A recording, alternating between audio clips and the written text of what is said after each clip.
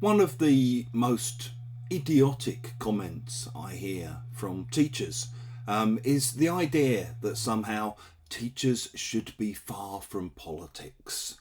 I've been told this repeatedly over the last 6 months or so, particularly by teachers, often teachers I've met or worked with inside Russia, when they read my thoughts and kind of anger and hopeless despair about what's going on in Ukraine at the moment. And I often think that part of the reason what's happening has been allowed to happen is because a whole generation of people inside Russia has been encouraged to remain far from politics and to kind of outsource political consciousness or political activity to professional politicians. And obviously, as people are now realising that even though you may think you're far from politics doesn't care if you care about politics or not. Politics will still come and do you at some point. And the whole kind of mass mobilisation that's going on is evidence of the fact that not paying attention to politics doesn't stop politics coming back to bite you. I think it's also an idiotic position on many, many other levels because governments themselves, in every country, politicise the process of education. And you might think as an English language teacher that you're exempt from that because I guess the main subjects where politics really rears its ugly head is to do with the history of teaching, for example. I mean, I can remember stories from Japan in the 1990s where history teachers who decided to teach beyond the very rigid, very nationalistic kind of history curriculum that was given to them, which painted Japan exclusively as a victim of the atomic bombs dropped on Hiroshima and Nagasaki, and which failed to contextualise what had happened by talking about Japanese state fascism that preceded that. You know, there was no mention of the tens of thousands of Korean comfort women, sex slaves. There was no mention of the kind of obscenities of the occupation of Manchuria. And teachers who were brave enough and I would say patriotic enough personally, because in order to take your country forward, your country has to be able to look at its past in an honest and open way and not just in a blind, one-eyed, celebratory kind of way. Teachers who were brave enough to challenge that kind of imposition upon their teaching were often killed. There were kind of far right-wing nationalist groups called Uyoko in Japan, and teachers were killed for challenging that status quo. In the UK, we've long had these arguments about what kind of history we should teach. And when I look at the stuff my kids do at school, where they learn about Black British history, they learn about women in history, they learn about the slave trade, they learn about the way in which the global north has historically exploited the global south. That's a million miles away from what I learned when I was at school. I mean, we basically did the royal family ad nauseum and the Second World War, and that was pretty much it. So obviously, the teaching of things like history and geography, and politics and religion, all have obvious political implications. And, many of the teachers in Russia who tell me that I should be far from politics are working in high schools where they're being told or requested to go in and, spout propaganda bullshit to kids to try to poison the kids' minds into accepting mass murder next door. So governments always intervene and interfere in what teachers can and can't do. And there are always debates about the politics of teachers. So pretending that we somehow exist in an apolitical space is just, it's for the birds, that whole argument. It's insane. On top of all of that, I think we have to recognise that language itself is very political. I had a discussion this week in one of my classes about the use of pronouns in academic writing, which is obviously the subject of much debate. Maybe in the past, people used to use he a lot just to mean people in general. So you'd see things like, when a teacher is in his room, his main concern is. Over time, more people maybe started using she/he, or probably, let's be honest, he/she, so that the male pronoun still gets privileged. This has then become, some people will deliberately use she all the time. Some people will alternate between he and she. Some people will use they to mean, people in general, or a person, a non-gender specific person.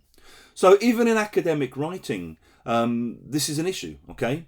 And these things come up all the time in language. How do you refer to people of different nationalities or different races? How do you understand racist slurs that you might be exposed to on Netflix or whatever? How do you refer to people of different sexual identities or gender identities? How do you refer to people with different jobs? Okay? And interestingly, we were talking in class this week the way that now both male and female professionals working in the acting industry are generally referred to as actors these days, which traditionally was the kind of male gendered noun, and females were called actresses. They're all called actors now. So the male pronoun has become the kind of gender neutral version, if you like. At the same time, when I was younger, when people talked about nurses, they would often specify and say, oh, I'm a male nurse, as though you needed to kind of qualify the fact that even though you were a nurse, you were also a male. Nowadays, I think nurse is just a nurse. I don't hear people say male nurse anymore. So interestingly, in that context, what was originally a kind of female gendered noun has become the coverall. So again, language is political, yeah? And beyond this, beyond the kind of politics of language, there's the whole area of what we do as teachers, because the classroom is a political space. I mean, people like me believe that everything is basically a political space. We also believe that if you don't think that everything is a political space, that's a political decision on your part that basically supports the status quo. And, you're free to make that decision, but I would see that as a political decision, even if you wouldn't necessarily. I think where teaching is political is because what we do in classrooms is we create a world as we would like the world to be, okay? And the kinds of conversations we try to facilitate in the classroom, the kinds of topics that we discuss in the classroom. As a writer, the messages and the space we try to create and the texts we try to bring into our material all comes from a place of political belief. I don't think it's possible to write without bringing your own personal politics into things. I look at things like Headway from the 1990s, and to me, the politics seems very clear. It's about a celebration of traditional white, upper middle class, southern English culture a lot of the time. And as a younger teacher, that was a world I didn't particularly recognise, or I recognised and didn't feel particularly connected to as a native speaker English teacher. So I think on all of those levels, what we do as teachers, whether we're conscious of it or not, comes from a political space.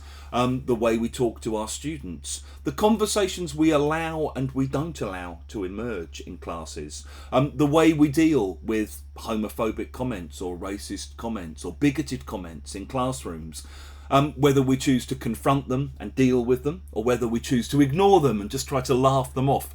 All of those kinds of decisions are political, okay? So I think we're deluding ourselves if we imagine that as teachers we can be far from politics. It just doesn't work like that. I'm sure there will be some people maybe who end up watching this who say, yeah, but you shouldn't impose your views on students. I don't know if you've ever tried to impose your views on people, because imposing basically means you force other people to say and believe and do as you want them to say and do and believe things, okay? And obviously I don't think teachers should force anyone to say or do or believe things. But that's very different from saying that teachers shouldn't express their own opinions. For me, if I have students who make comments that I find difficult to listen to, I will try, with all due respect, generally, not always, it depends, having taught Austrian neo-Nazis over the years, for example, there are some times where it's very difficult to deal with people with full respect. But, one tries one's best.